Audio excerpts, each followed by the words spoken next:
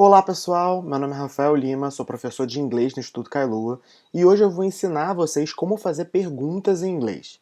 É um pouco diferente do português, você vai ver. Quando fazemos uma pergunta em português, nós basicamente mudamos o tom da nossa voz. Você está vindo? Você está vindo. Percebe que a estrutura é a mesma? As palavrinhas, a ordem são as mesmas? Em inglês, temos que fazer uma pequena alteração também na estrutura da frase. Vamos ver? Bom, pessoal, então a primeira coisa que a gente aprende em inglês são as question words, tá? As question words são algumas perguntinhas, os famosos Ws em inglês, que vão começar a grande maioria das perguntas que a gente vai fazer. Você vai ver que eles não são obrigatórios, mas grande parte das perguntas, eles têm as question words, né? A gente começa pela mais famosa de todas, que é o what, tá? Que significa o que ou qual. Where, where, que significa onde, why, que significa por quê, when, when, que significa quando, which, que significa qual, who, who, que significa quem. Aí você percebe que o what e o which, eles ambos significam qual. Então, qual é a diferença, justamente, entre o what e o when e o which? Bom, basicamente, a quantidade de opções que a pessoa que está recebendo a pergunta vai ter para poder responder a você. Então, por exemplo, quando a gente tem um número limitado de opções, tá? A gente vai usar o which. Por exemplo, which is your favorite color? Red or green? Which is your favorite color? Red or green? Qual é a sua cor favorita? Verde ou vermelho? Percebe que aqui eu estou dando à pessoa que está me ouvindo opções para poder responder. What, né, na pergunta What is your name? What is your name? What is your name? Ela já pergunta, significa qual é o seu nome, mas eu não dou opções à pessoa. Então a gama de respostas ela vai variar e muito, né? Então, essa é a principal diferença, a quantidade de opções que a pessoa que está recebendo a pergunta vai ter para responder. Existem duas outras question words muito famosas e muito usadas, que são how many e how much. How many e how much, ambas significam quanto, tá? Agora, a diferença e o momento certo de usar cada um vai variar, né? A diferença entre elas é how many é usado para substantivos contáveis e how much para substantivos incontáveis. Então, o que são substantivos contáveis e o que são substantivos incontáveis? Substantivos contáveis são aqueles que de fato a gente pode contar, como o nome já diz, contável. Né? Pessoas, animais, objetos. Você consegue contar quantos livros você tem, por exemplo. Livros é um objeto contável. Né? Então, a gente vai usar how many books do you have? Né? How many books do you have? Quantos livros você tem? Tá? Percebe? Por que eu usei o how many? Porque books é um objeto que você pode contar. Ele é contável. Tá? Agora, how much, ele está ligado a substantivos incontáveis. Ou seja, são aqueles que não é possível contar, seja por viabilidade ou por bom senso. Tá? Por exemplo, líquidos. Líquidos, em geral, são incontáveis. Água, por exemplo, é água. Água é água. O que você conta são copos de água, jarras de água, garrafas de água. Mas água em si é incontável. Né? Logo, how much water do you want? How much water do you want? Quanto de água você quer? Percebe que água ele é um substantivo que não dá para contar, não existe águas. Né? Água é água, que a gente conta são copos de água. Agora, arroz, cabelo, por exemplo, são aqueles substantivos incontáveis que a gente usa o bom senso. Né? Por exemplo, cabelo. Tecnicamente, você pode contar quantos cabelos você tem na sua cabeça. A não ser que você seja careca como eu. Mas você pode contar quantos cabelos você tem na sua cabeça. A questão é, não existe um bom senso nessa frase. Né? Quem vai contar quantos cabelos você tem? Você ia passar a sua vida inteira contando a quantidade de fios de cabelo que você tem. Né? Então, cabelo é incontável. Arroz, por exemplo.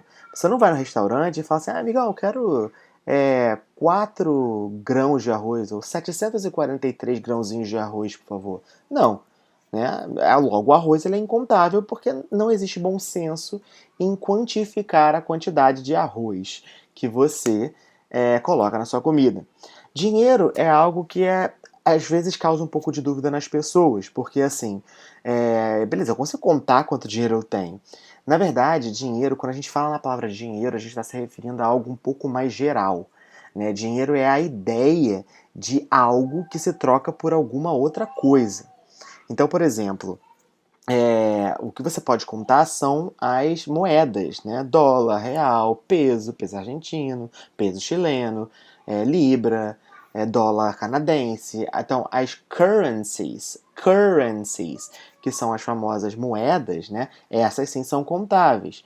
Mas a ideia de dinheiro, né? Ela é uma só. Tanto que você não fala, aí, tô com vários dinheiros. Não, porque dinheiro é uma coisa só. Dinheiro a ideia do dinheiro é uma única coisa. Tá bem? Se tiver alguma dúvida, deixa pra gente aqui embaixo, comenta, que a gente logo logo responde. Aí alguém falou no meu WhatsApp aqui e me deixou mal. Então vamos lá, estruturando uma pergunta. Como é que a gente estrutura uma pergunta? Né?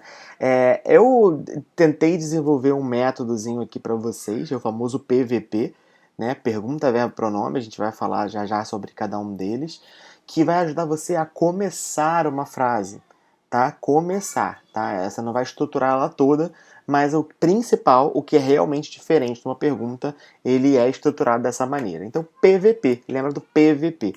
Então, o que seria o primeiro P? O primeiro P seriam justamente as question words que a gente acabou de aprender.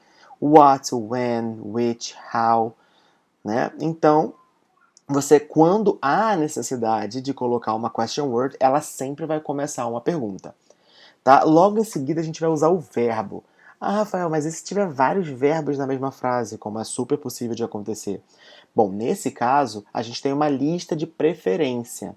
Tá? Se a frase tem o verb to be, o verbo ser ou estar, verb to be, ele vai ter a preferência. Se não houver verb to be, a gente pula para o verb to do, tá? Que é um outro verbo auxiliar, verb to do, que pode significar fazer ou ele pode ter uma outra função que a gente vai ver em outra aula, verb to do. Se não, você procura por algum modal verb, que a gente também vai ver lá na frente, são verbinhos auxiliares como can, could, would, should, etc., que a gente vai falar mais pra frente, não precisa se preocupar nisso agora, tanto que eu nem coloquei no exemplo para não confundir vocês. Tá? E o último P é relacionado a pronome, né? Que é o I, he, she, it, you, we e o they. Então vamos ver esse primeiro exemplo. Where are you? Where are you? Onde você está? Where are you?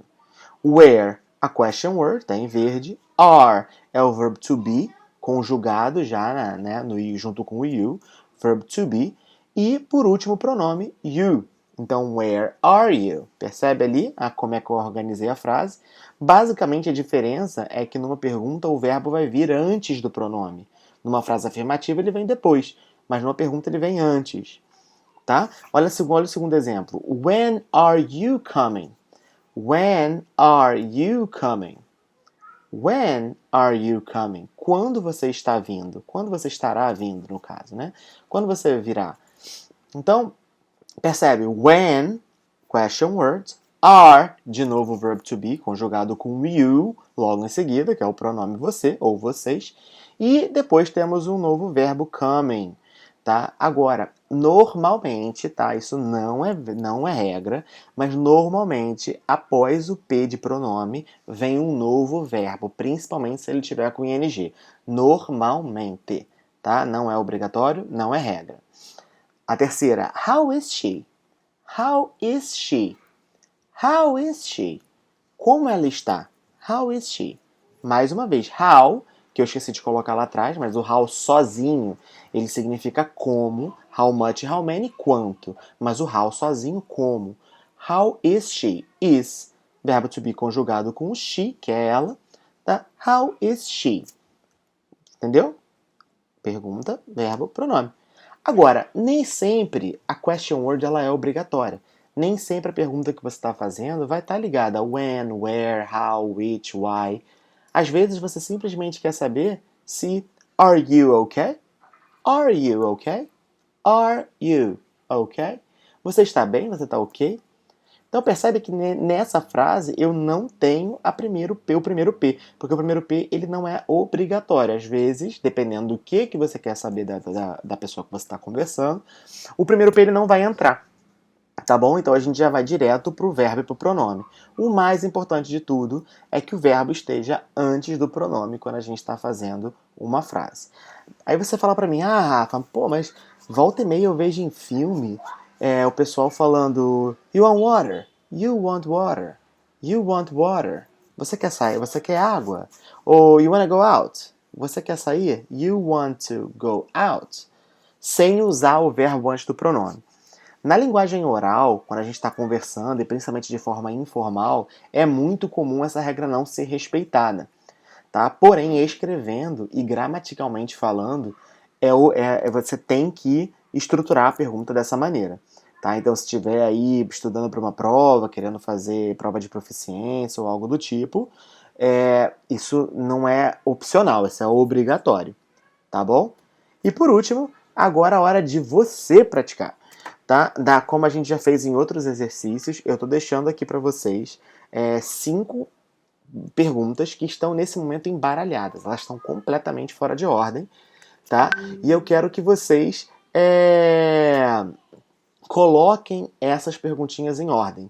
Coloquem em ordem para mim, comenta aqui embaixo, tá? Deixa as respostas, depois a gente vai lá e vai corrigir para vocês. Tá bom? Pausa a tela se for necessário e coloca tudo em ordem pra gente que a gente depois corrige. Beleza? Gostaram da dica? Gente, a gente direto está colocando vídeo novo no canal com novas dicas, novas mini aulas. Tá super interessante. Logo, logo a gente vai ter novos idiomas. Vai ter francês, alemão, inglês, espanhol, italiano. Então não deixe de se inscrever no canal para você conseguir receber todas as novidades que a gente for colocando no ar. Tá bom? É um prazer estar aqui com vocês. Até a próxima, gente. Tchau, tchau.